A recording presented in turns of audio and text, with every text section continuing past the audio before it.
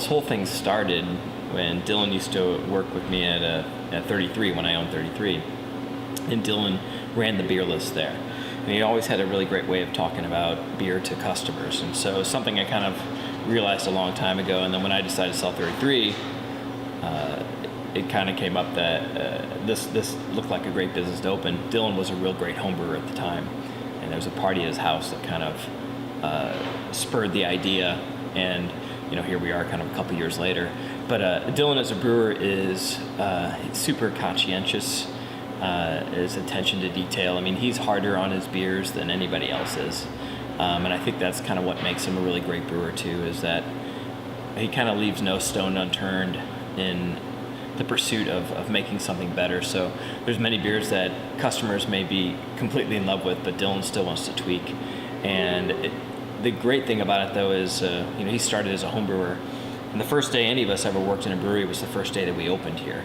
And I think that's a nice testament to the way Dylan's approach his work, of constantly pursuing better beer. And I think he does that every day here. And it really shows in the products that we put out.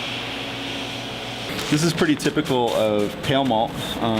They don't kiln it at high temperatures, so you don't get a lot of color on the malt. And it's also been modified expressly for base malt usage in a brewery, which means this kind of malt you're getting a lot of good brewing sugar to convert into alcohol later in the beer. And we'll put that in contrast to this German malt, which is differently roasted.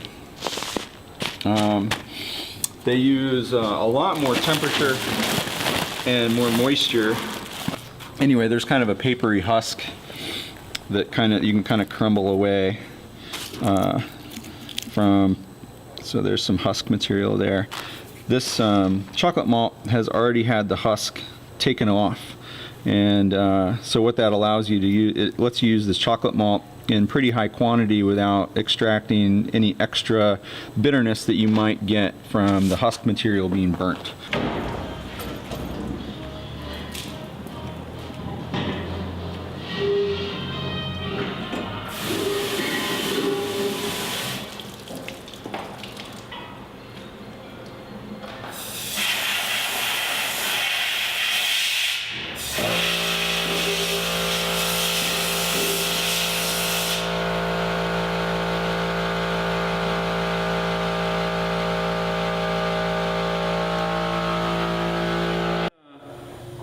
I think St. Louis is a little bit unique as far as beer markets go, because I do think that brewers are friendly most places, but St. Louis is a little unique in that our market hasn't been so flooded with breweries that there's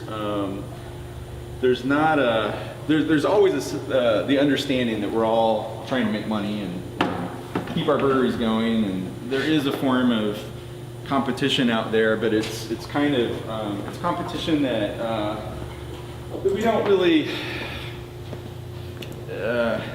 focus on that. So the camaraderie in St. Louis, I think, is very high, and I talk to a lot of breweries frequently because I still have a lot of questions about how to run a brewery. There are obviously some more experienced brewers in town that field those questions rather than make those calls. But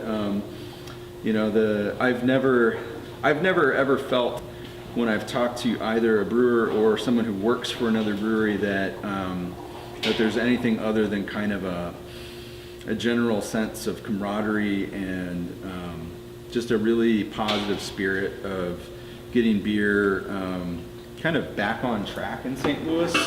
Now we're kind of getting back to the point where instead of being known for one brewery, we're getting known for multiple breweries, kind of like we used to be, and that's cool. Oh, 2014. So this is we released a beer this year called the Big Year Brown, which I think kind of captures what's happening this year. So we've got a canning line coming in the middle of the summer. we're adding 2 60-barrel fermenters that'll be up in about a month from now. And then we'll be adding 2 more 60-barrel fermenters once the canning line is in. So that is probably, the canning line is the biggest thing that's going to happen to us in a long time, and almost overnight we should probably double capacity.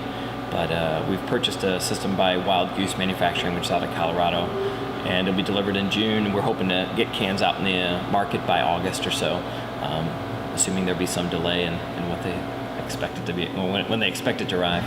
So, but and then we're going to have, we just started this series of 6.5% beers, which was the Big Ear Brown, the Big American Stout, which will be out next week, and then also the Gordian Knot Bock, which we're brewing for the STL Ops beer community. And then we'll start doing those again next November too. So that's going to be something that will go to just the people around town that are our best customers, and also our most loyal customers, people that have kept our beers on tap all year round. We'll get some of these a little bit higher ABV beers from us that are still kind of made in a sessionable way, but have a little bit more intensity to the flavors.